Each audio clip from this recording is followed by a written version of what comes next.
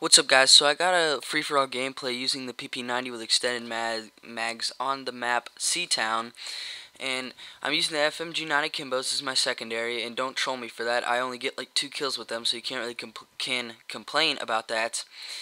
And it was a nice little gameplay. I figured in this game a lot of people struggle to play free-for-all. A lot of my subscribers and ZAttack19 said he's okay at free-for-all, but he could use some tips. So in this video, that's what I plan to do, is give you guys a little bit of tips and tricks on how you can win free-for-all better, and just overall become a better player and win your gunfights. And then I'll give you a couple of channel updates towards the end of the gameplay. So anyways, starting with the first tip, a lot of people say, now I recommend this if you're going for a high KD and you want to improve your win-loss ratio. A lot of people say to patrol one certain area of the map and just look for the spawns. Now, if you do decide to do this, there's going to be 2 main spawns, and that is in front of you and behind you. And in free-for-all, that is key for you to know, because if you want to get a high kill-death ratio, it's key to know that when you're patrolling an area, there's going to be guys in front of you and guys behind you. Now, in some maps where there's a lot of buildings, like Seatown would be an example, they could be spawning to the left, to the right, and from the front and back. So it's a lot more dangerous to patrol an area, which is why on a map like this, I'd recommend running around. But if you're a more skilled player and you just, you want to run around and get a lot of kills and get more high action gameplay, I recommend running around anyways, because there's bonuses and there's like positives and negatives to everything, and there's a lot more positives I found with running around instead of patrolling an area. Number 1, when you patrol an area, the guys are eventually going to catch on to where you're killing them from, and they're going to gang up on you and they're going to kill you. That is a huge problem with that, because you're going for a high kill death ratio. Now if you're using a gun like the MP7 and you're going for a really high kill death ratio, it's the MP7. Of course, you're going to win most of your gunfights 9 times out of 10, unless they're using the Kimbos.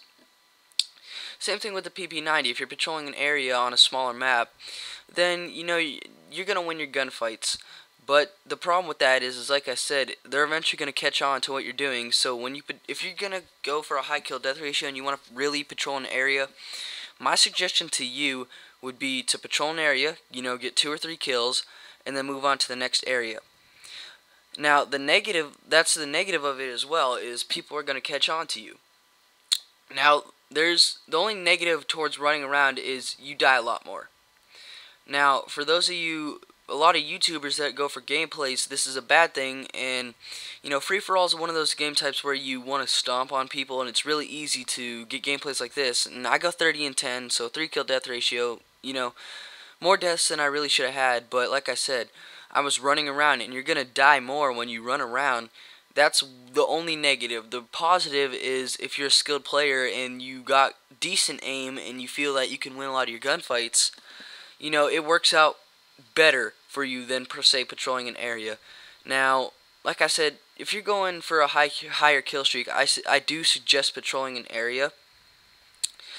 Another free-for-all tip I would recommend is if you're going for Moabs, high kill streaks, or those flawlesses, use a gun that fits you in any free-for-all. And the reason being is because you're going for high-scoring games, you want to win, use guns that you're comfortable with. And in my opinion, the PP90 is the best gun in the game, even though the MP7, a lot of people can argue with that, and it's a tough argument to win. But this thing has the fastest fire rate in the game, right next to the FMG90 Kimbos. And that's what makes it so deadly when you have rapid fire and extended mags on it. It drops people so fast, it has barely any recoil, and it's a really good gun for short to medium ranges. I mean, you can get a couple long shots, but that's the problem. That's why I suggest the UMP if you're in like TDM or something, because it has the lowest damage drop off if you're trying to kill people from longer ranges. So that's another tip. Tip number 2, use a class you're comfortable with. Perks wise, I suggest sleight of hand, because when you kill people, as soon as they spawn, like I said, if you're patrolling an area, especially when you're running around, you got to watch those spawns and look for those spawn points, because it's going to be key to your victory. When you like I said, the third tip, you need to use a class you're comfortable with. Perks, sleight of hand, you're going to be able to reload faster.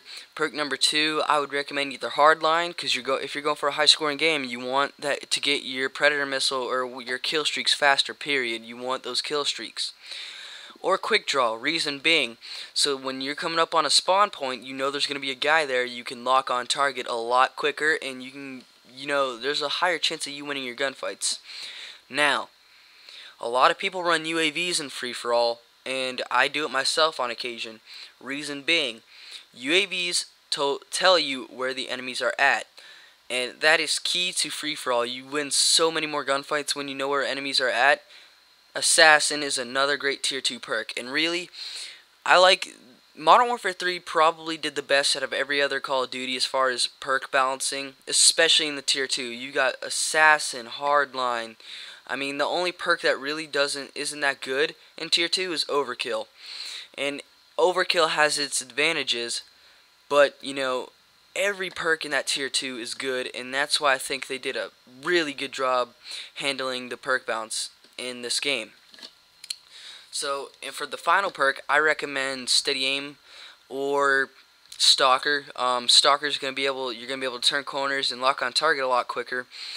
And that's a few little free-for-all tips for you guys. Another tip, if you guys like the series, let me know, because I'm thinking I'm going to be doing a weekly free-for-all series, maybe a couple videos a day, because I tend to get a lot better scores in free-for-all, because if you see someone, you kill them. It's pretty basic.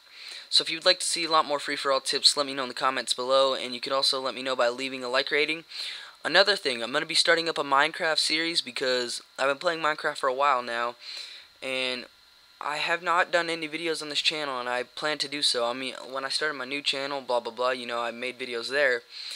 But I'm gonna be starting a Minecraft series here, and it's gonna be Pokemon plus Minecraft. So I'm gonna be doing a Minecraft series, and on Sundays I'm gonna be doing shoutcasting Sundays, which you guys can either send in a gameplay, or you can have me get a gameplay with a certain gun, whatever the case may be.